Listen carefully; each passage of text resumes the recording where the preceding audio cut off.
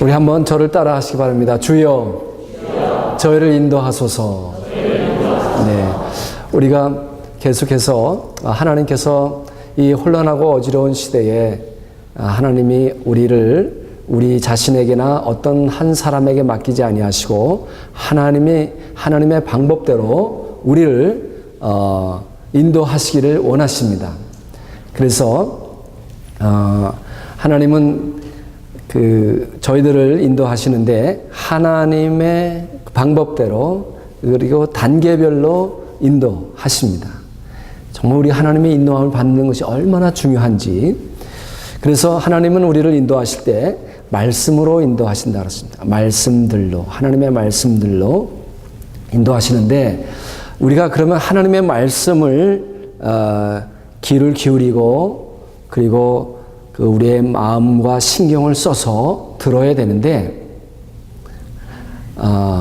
하나님의 말씀에 이렇게 귀를 기울이려면 먼저 우리에게 어떤 사건이 있어야 합니다. 어떤 사건이 있어야 되는 거 하니 우리의 영혼이 수술받는 사건이 있어야 합니다.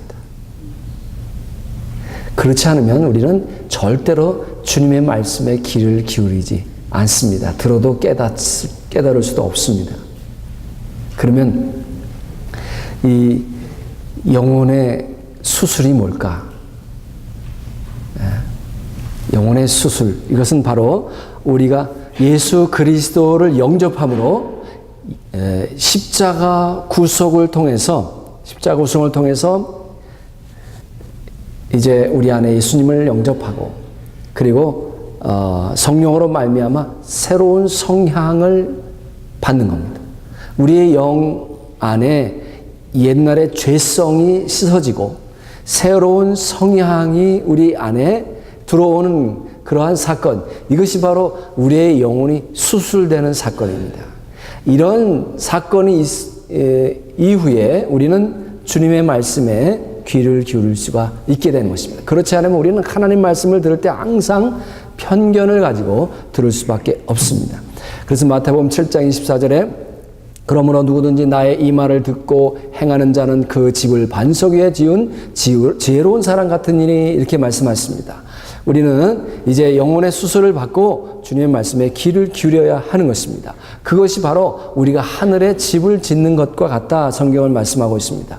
즉 하늘의 집, 영원한 집에 기초를 놓는 방법은 주님의 말씀에 귀를 기울이는 것이다. 말씀에 신경을 써야 되고 말씀대로 살려고 시간을 내야 되고 또 질문도 하고 연구도 해야 하는 것입니다. 아무리 화려한 인생을 살았다 할지라도 그 기초가 없으면 시험이 올 때, 위기가 올 때 무너질 수밖에 없다는 것입니다. 그런데 문제는 위기는 항상 순식간에 오는 것입니다. 그러므로 누가 보든지 안 보든지 우리는 항상 말씀으로 우리 자신을 세워나가야 하는 것입니다. 우리가 말씀 위에 우리 자신을 세우지 않으면 아무리 내가 의지가 강하다 할지라도 무너질 수밖에 없습니다. 이와 같이 하나님은 저희들을 이렇게 말씀으로 인도하시는데 우리는 자꾸만 거절하는 겁니다. 그리고 그 말씀을 듣는 것을 원치 않고 그리고 말씀에 귀를 기울이지 않는 것입니다. 그래서 하나님은 우리를 말씀으로 인도하시는 훈련을 시키는 겁니다. 귀를 기울이도록. 그래서 오늘도 우리는 사실 이렇게 하나님 말씀 듣게 왔는데 이렇게 훈련을 통해서 하나님 말씀에 귀를 기울일 때에 하나님께서는 저와 여러분을 말씀으로 인도하시는 것입니다. 또 두 번째 단계, 이제 우리가 말씀으로 인도를 받게 되면요, 또 하나님은 더 깊은 단계로 들어가는데 그것은 바로 하나님께서 사용하시는 여러 상징들을 통해서 저와 여러분을 인도하십니다. 성경에 나오는 이스라엘 백성들을 구름 기둥으로 불 기둥으로 인도하신 것처럼 예수님이 자신에 대해서 나는 길이요 진리요 생명이다. 나는 양의 문이다. 나는 생명의 떡이다. 그렇게 말씀을 하신 것처럼 나는 참 포도나무다. 이렇게 상징을 통해서 저와 여러분을 인도하시기를 원하십니다. 그래서 우리는 이러한 상징들을 바로 이해해야 하는데 우리가 어떤 하나님이 우리에게 주시는 그러한 많은 상징들을 잘 이해하려면 우리의 영혼에 우리 내면의 눈이 밝아져야 하는 것입니다. 자, 그러면 우리 눈이 밝아진다. 우리의 눈은요, 단지 창입니다.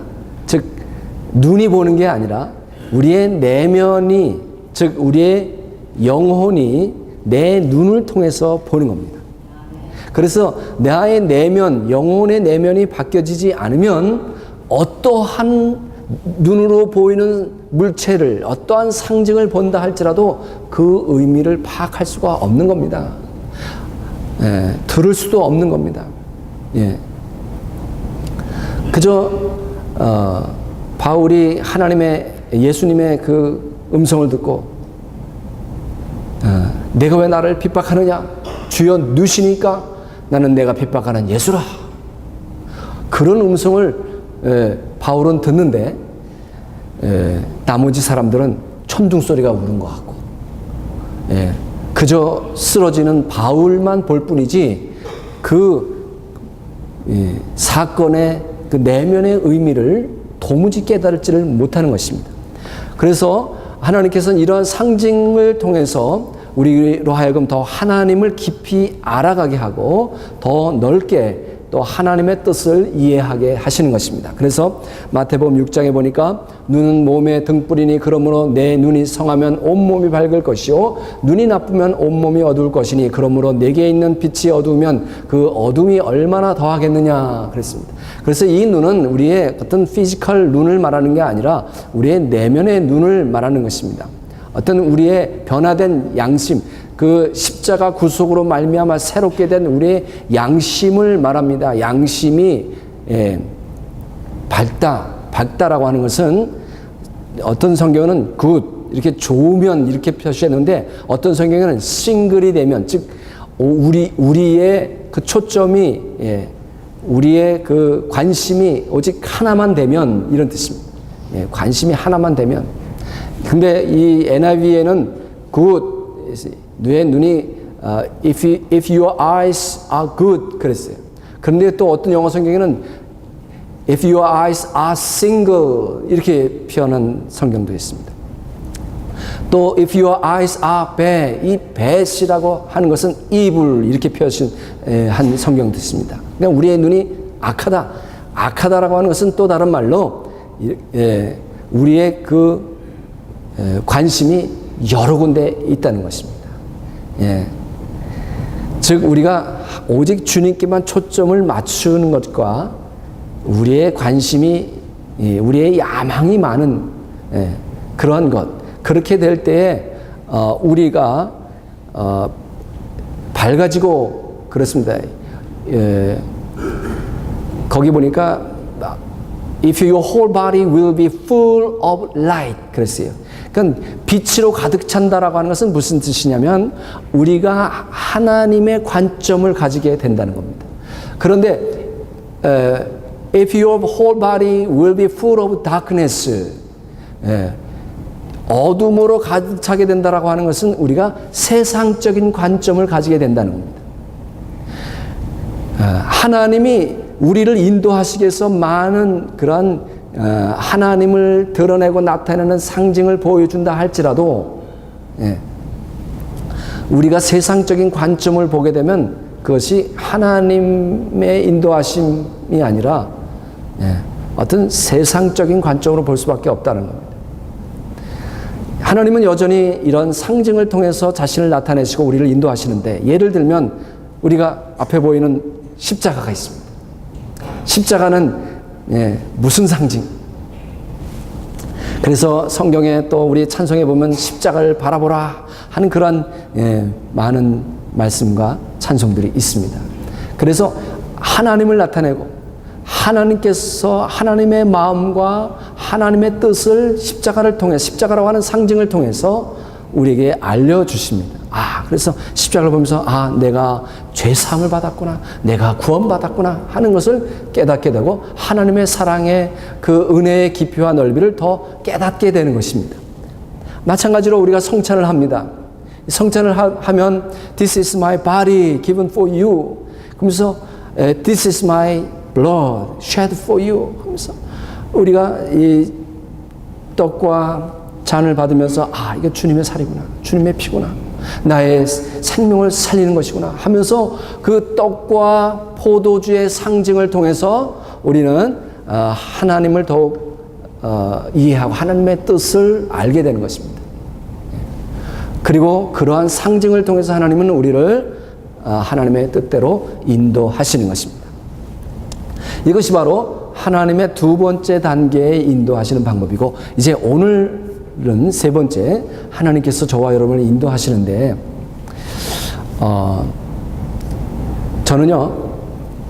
저도 한때는 하나님이 나를 인도해 주실 원해서 눈으로 보고 환상이나 기적이나 또는 하나님의 음성을 듣는 그런 인도하심을 바랐습니다. 그래서 오늘 저와 여러분은 이 말씀을 통해서 우리가 정말 하나님 앞에 바로 서고 하나님이 우리를 어떻게 인도하시는지 들을 수 있기를 바랍니다. 그래서 저도 한때 이제 군 시절에 은혜를 받고 이 목사의 길을 가려고 신학교를 공부하려고 하는 그런 생각이 들었을 때 저는 어떻게 하나님이 나를 인도하시나.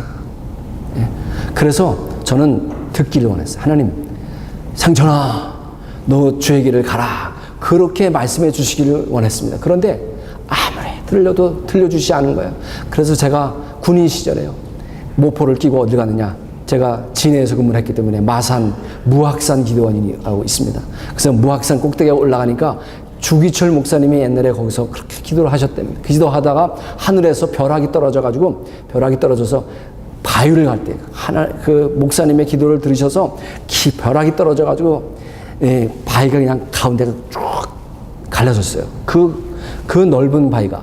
그래서 저도 올라가가지고 한번 저도 좀 벼락이 떨어져서 바위가 갈라지면 제가 주님이 저를 목사의 길을 가는 것을 알고 가겠습니다.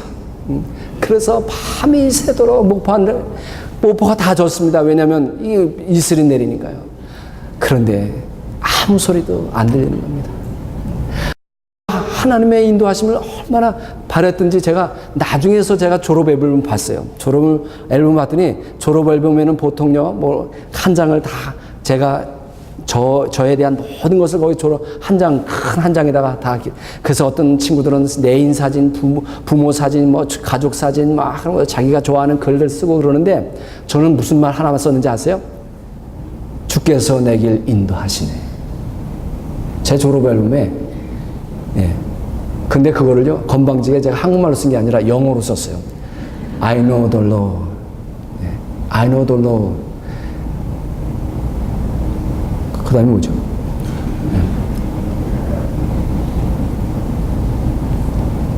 I know the Lord. 왜 갑자기 생각이 이렇게 안 나요? 주께서 You have made a way for me.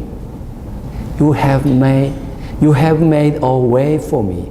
I know the Lord. You have made it for me. 그게 갑자기 생각이 안 나네요. 네. 제가 그 글을 거기다 쓴 거예요. 왜? 하나님의 인도하심이 너무 간절해서. 그런데 하나님은 정말 들려주시지도 않고요.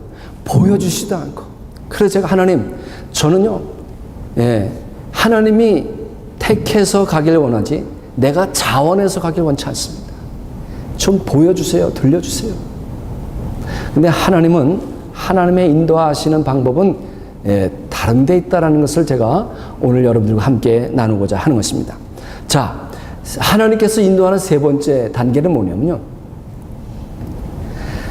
하나님은 종들을 통해서 인도하십니다. 하나님의 종들을 통해서, 말씀을 통해서, 그 다음에는 그러한 상징을 통해서 인도하시더니 더 깊은 단계가 뭐냐? 하나님의 종들을 통해서. 하나님은요, 하나님이 쓰시는 도구가 있고 하나님이 쓰시는 종이 있습니다.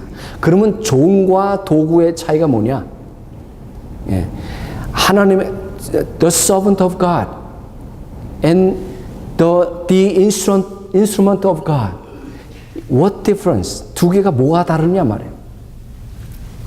이 instrument라고 하는 수단, 즉 도구라고 하는 것은요. 도구라고 하는 것은 하나님께서 필요하실 때 하나님의 능력과 하나님의 주권을 나타내기를 원하실 때에 하나님이 원하시는 때에 마음대로 그 도구를 들으십니다. 그리고 사용하십니다. 그리고 하나님의 주권과 하나님의 능력을 다 보이신 후에 그 도구는 버립니다. 그게 하나님의 도구입니다. 우리가 기도할 때 하나님 저를 하나님의 도구로 사용해 주세요 그러는데 사실상 엄밀히 따지면 그렇게 기도하면 안 돼요. 하나님 저 그냥 마음대로 쓰시고 버려주세요. 그런 기도가 될 수 있어요. 겸손해서 하실 수도 있어요. 그렇게 뭐 그래도 좋습니다. 겸손한 마음에서 그럴 수도 있는데 정말 우리가 하나님의 종은 뭐냐? 하나님의 종은요 절대로 하나님 마음대로 너 내 종이 되라 그렇게 하시는 적이 없습니다. 하나님은요 이사야한테 혹 그런 경우도 있어 하나님이 불러서 이렇게 하실 때도 있어요. 그런데 절대로 하나님은 강요하시는 분이 아니에요. 이사야에게 하나님의 음성이 들렸을 때 이사야 너 우리를 위해 갈래? 절대 그러지 않아요. 우연히 하나님이 독백처럼 말씀하시는 음성을 들은 거예요. 이사야가. 무슨 소리냐? 내가 누구를 보내면 누가 우리를 위해서 갈고 그런 하나님의 독백 같은 음성을 들은 거예요. 그럴 때 이사야가 주여 제가 여기 있나이다. 저를 보내주소서. 그렇습니다. 그래서 종이라고 하는 것은 자기가 자원해서 주를 위해서 자신에 대한 권리를 포기하고 스스로 주의 종으로 묶인 사람들, 이것이 주의 종입니다. 이런 사람들을 통해서 하나님은 하나님의 백성들을 인도하시는 것입니다. 그래서 고린도전서 7장 22절 보니까 주 안에서 부르심을 받은 자는 종이라도 주께 속한 자윤이요 또 그와 같이 자윤으로 있을 때 부르심을 받은 자는 그리스도의 종이니라 그랬습니다. 그러니까 부르심을 받은 자는 내가 자원해서 종이 되지만 그것은 주님께 속한 자유인이다. 그리고 우리가 자유인으로 있을 때 부르심을 받아서 스스로 종이 된 자들이다라는 그런 뜻입니다. 그래서 이 주의 종을 통해서 하나님께서는 하나님의 백성들을 인도하시는데 항상 주의 종은 그런 하나님의 뜻을 인식하고 자발적으로 그 뜻을 행하기 위해서 뛰어든 자들, 그런 자들의 종이지. 예를 들어서 성경에 보면 이제 우리가 오해하기 쉬운 부분이 있어요. 성경에 이집트의 왕이었던 사람이 있습니다. 누굴까요? The King of Egypt. 누구예요? 페로스라고 하는 바로가 있습니다. 그런데 하나님이 어느 날 바로를 내 종 바로 이랬어요. 내 종 바로. 그래서 저는 헷갈렸어요. 아니, 야, 바로도 하나님의 종이네. 그렇게 생각했는데 여기서 종이라고 하는 것은요, 바로 하나님께서 하나님의 능력과 주권을 나타내기 위해서 바로를 그냥 하나님 마음대로 들어 쓰신 거예요. 그러니까 종이라기보다는 사실상 그 성경은 어떻게 해석이 돼야 돼요? 도구로 해석이 돼야 돼요. 그래서 하나님께서 마음대로 들어서 바로를 들어서 어떻게 하세요? 바로의 마음을 강팍해가지고 허락했다가 이스라엘 백성이 떠나도록 허락했다가 또 못 가게 했다가 또 허락했다가 못 가게 했다가 그래서 나중에는 또 막 이스라엘 백성을 뒤쫓아가서 다 죽이려고 했다가 그래서 하나님의 그 능력을 바로를 통해서 얼마나 나타냈어요. 그래서 애굽의 모든 장자를 다 죽이고 동물까지도 장자 처음 난 거는 다 죽이고 그래서 그 10가지 그런 재앙을 내리는 것을 볼 수가 있잖아요. 그것은 뭐냐? 하나님께서 바로를 사용하셔서 도구로 사용하셔서 하나님의 능력과 주권을 나타내 보시고 결국 바로는 어떻게? 버림을 당하는 겁니다. 이것이 종과 도구의 차이다라고 하는 것입니다. 그래서 하나님은 이러한 하나님의 종들을 통해서 인도하시는 것입니다. 그래서 정말 우리에게는 이런 하나님의 종이 필요합니다. 하나님의 생각을 바로 이해하고 하나님이 원하시는 것을 제대로 알려주는 그런 하나님의 종이 필요한 것입니다. 어떤 동정심을 가진 자가 필요한 게 아니고 어떤 그 인류애를 부르짖는 요즘은요 휴머니티 인권 그런 얘기만 하면 그냥 막 다들 막 그래서 동성 결혼도 다 합법화하는 게 인권을 주장하면 그냥 다 패스예요. 휴머니티만 나타내면 다 패스예요. 그런데 오늘날 우리에게 정말 필요한 것은 하나님의 종이 필요합니다. 하나님이 원하시는 것을 우리에게 알려주고 하나님의 생각을 바로 이해하는 그러한 종이 필요하다. 나는 과연 하나님의 종인가? 혹시 하나님의 종으로서 사람의 마음을 훔치는 사람들이 얼마나 많은지 모릅니다. 그래서 사람의 마음을 사서 하나님께 그 마음을 돌려야 되는데 그저 내가 하나님의 마음을 다 차지하고 있는 거예요. 그 사람들의 추앙을 받는다든지. 이것은 성경은 그래서 하나님의 마음을, 하나님의 백성들을, 사람들의 마음을 도둑질하는 도둑이다. 그렇게 표현하고 있는 것입니다. 자, 네 번째로 이제 하나님께서 저와 여러분을 인도하시는 방법은 하나님께서 친히 인도하시는. 어떻게 보면 하나님이 우리를 이 혼란하고 어려운 시대에 하나님께서 인도하시는 가장 마지막 단계는요, 하나님이 친히 인도하시는 것입니다.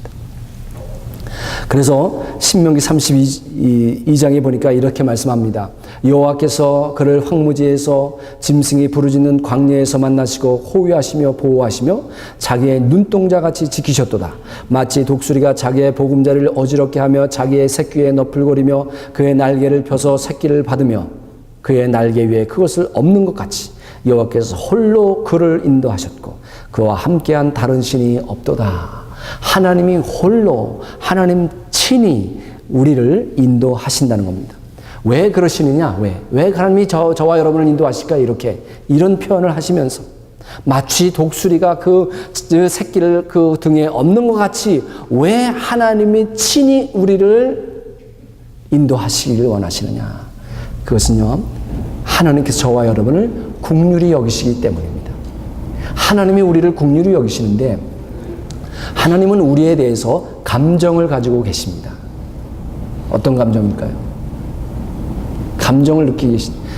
북한 분들은 보니까 내래 동묵계 감정이 쓰다. 그러면 뭐예요, 그게?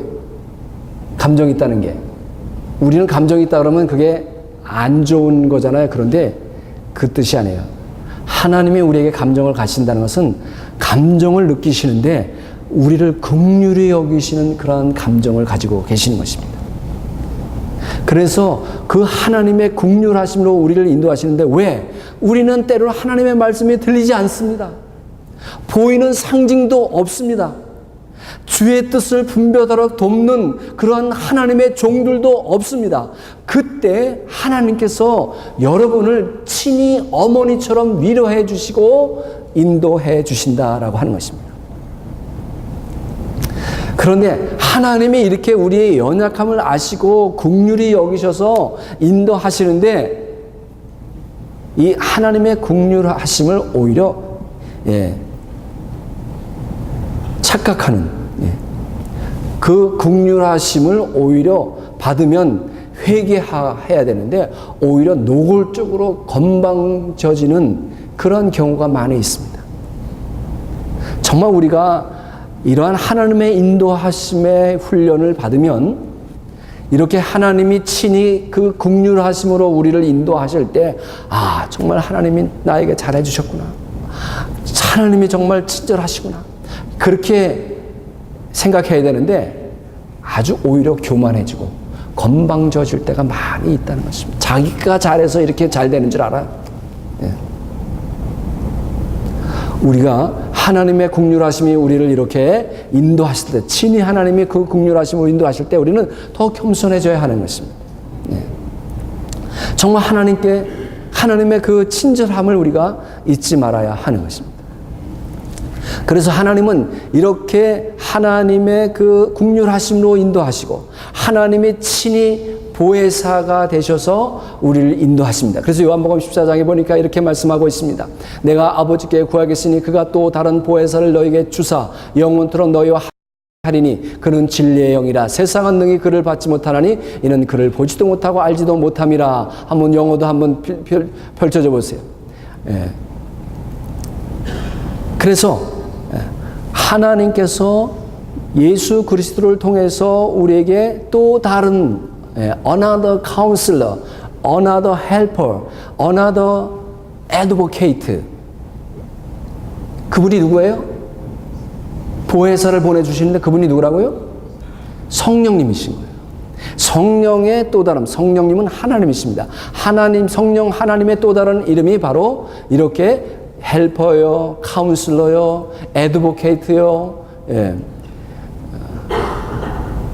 이렇게 돕는 자로서 우리를 옹호자로서 위로자, 컴포터, 위로자로서 오셨는데 이 보혜사 성령은 바로 하나님의 그 모성을 우리에게 표현해 주고 있는 것입니다.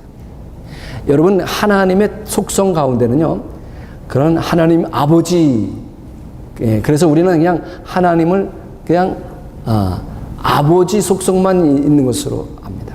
그 아버지의 긍휼히 여기심은 정말 우리가 이루 표현할 수가 없습니다. 그런데 성경에 보면요, 그는 하나님의 어머니 속성도 많이 있습니다. 그 어머니 속성을 가장 잘 나타내주는 것이 바로 보혜사입니다. 보혜사 성령. 즉, 그래서 보혜사는 이런 하나님의 속성 가운데 여성의 속성을 많이 나타내주고 있습니다. 그래서 성경 구약에 보면 너의 엄마는, 너의 어머니는 너를 잊을지라도 나는 결코 너희를 잊지 아니하리라. 내가 너를 내 손바닥에 새겼다. 이렇게 그 어머니보다 내가 너를 더 잊지 않고, 혹 너의 어머니는 너를 잊을지라도 나는 너를 결코 잊지 아니하리라. 그래서 그 보혜사는 바로 이런 여성의 속성, 하나님의 여성의 속성을 우리에게 가르쳐주고 있습니다. 그래서 로마서 5장에 보니까 하나님의 사랑을 우리 마음에 부으신 이가 누구시냐? 바로 보혜사 성령이시다. 그 사랑을 우리에게 부어주시는 분이 보혜사시다. 그렇게 말씀하고 있는 것입니다. 그래서 그 보혜사가 우리에게 성령의 세례를 주심으로 말미암아 예수 그리스도와 우리를 하나 되게 하시고, 또 사랑과 희락과 화평과 오래 참음과 자비와 양선 충성 온유 절제의 열매를 맺게 해주시는 분이 바로 보혜사시다. 그러니까 하나님이 그런 어머니 같은 속성으로 보혜사로서 저와 여러분을 인도하시는 것입니다.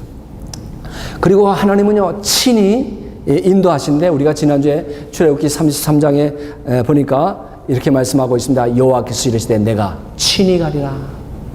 내가 너를 쉬게 하리라. 그러니까 친히 우리와 함께 가시면서 우리를 인도하신다라고 하는 것입니다. 그래서 하나님의 우리를 향하신 목표는 정말 하나님이 친히 우리를 인도하시고, 하나님이 친히 우리의 목표가 되고 목적이 되기를 원하신다.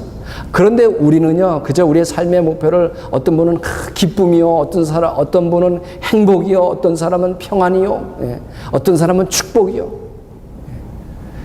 삶의 목표가, 그런데 하나님이 우리에게 원하시는 것은 우리의 삶의 목표가 하나님이 되시기를 원하시는 겁니다.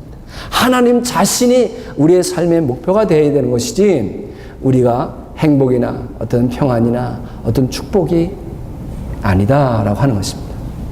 그래서 우리가 이와 같이 하나님의 인도하심을 받기 위해서는 우리 인내가 필요합니다. 성경에 보면은 모든 견딤과 오래 참음으로 너의 인내로 너의 영혼을 얻으라, 그렇게 말씀하시고, 예수님은 또 모든 환난과 인내에 동참하는 자가 되라, 그렇게 우리가 인내하고 환난 중에서도 견디고 주님의 그런 환난에 동참하는 자가 될 때에 주님께서는 저와 여러분을 어떠한 방해나 장애물 없이 우리를 마음껏 인도하시게 된다라고 하는 것입니다.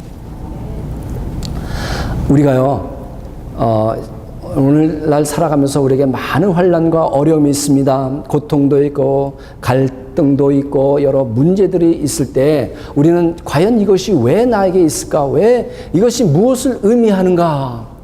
그렇게 질문도 하고 우리는 하나님께 묻기도 합니다. 그런데 참 하나님은요, 우리가 그렇게 질문할 때 분명하게 답해주지 않는다는 겁니다.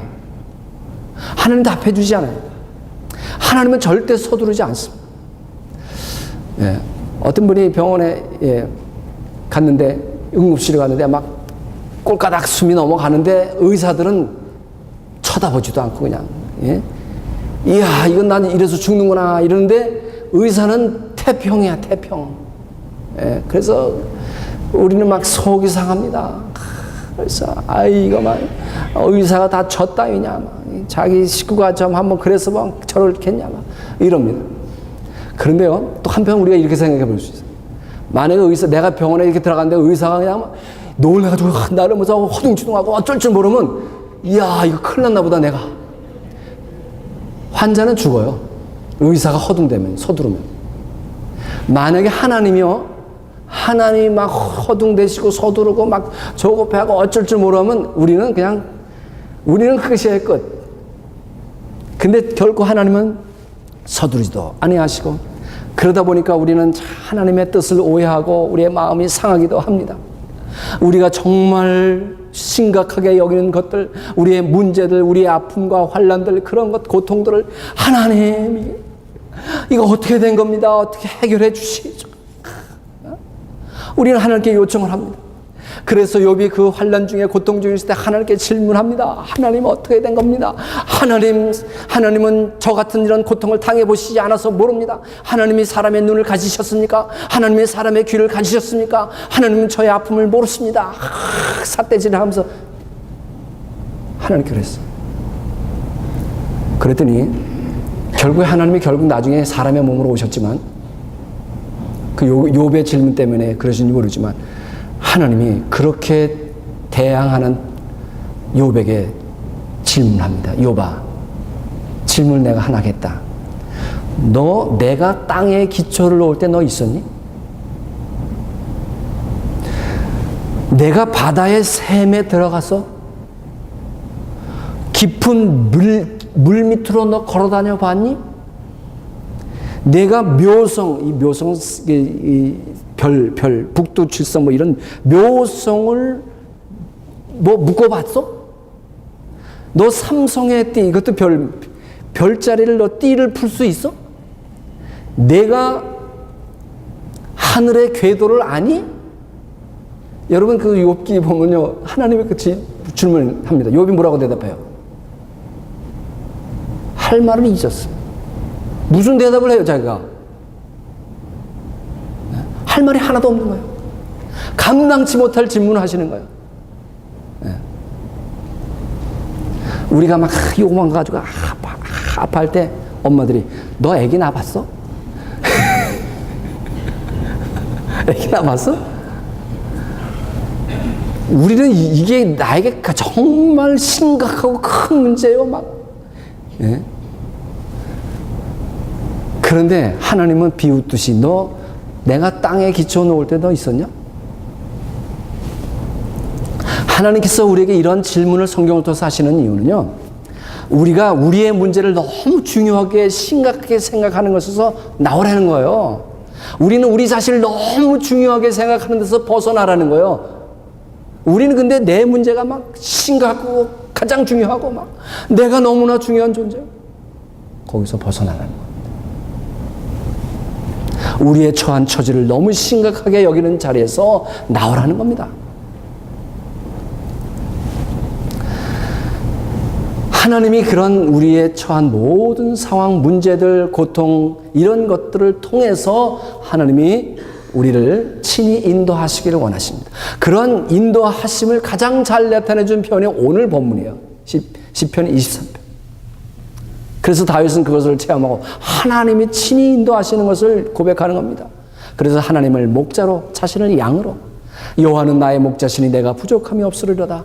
그가 나를 푸른 풀밭에 누이시며 쉴만한 물가로 인도하시는 내 영혼을 소생시키시고 자기 이름을 위하여 의의 길로 인도하시는도다. 그렇습니다. 양이라고 하는 동물은요, 목자가 아니면 한치 앞을 모르는, 그래서 사실 양은요 5m, 10m 앞을 못 본대요. 그냥 절벽으로 가다가 절벽 떨어지는 거예요.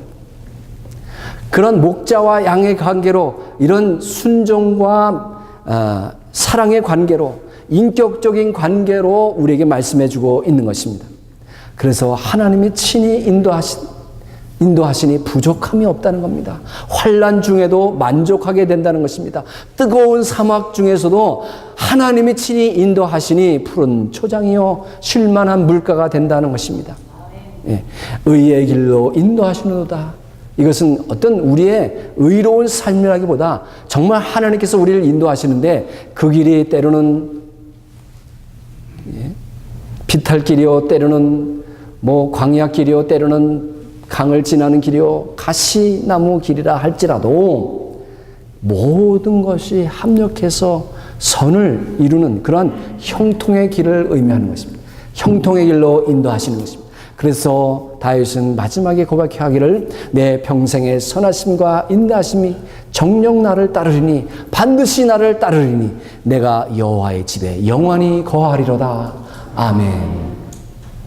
이런 하나님의 인도하심, 저와 여러분을 우리 자신에게나 어떤 한 개인에게 맡기지 아니하시고 하나님께서 말씀으로, 그리고 하나님의 많은 상징을 통해서 하나님을 나타내시고, 그리고 하나님의 그 종들을 통해서, 그리고 하나님이 긍휼하심과 그 보혜사 성령을 통해서 친히 저와 여러분을 인도하신 줄 믿습니다. 그래서 이 어렵고 혼란한 시대에 오직 하나님의 인도하심을 받고 형통한 길로 가시기를 주님의 이름으로 축원합니다. 기도하겠습니다.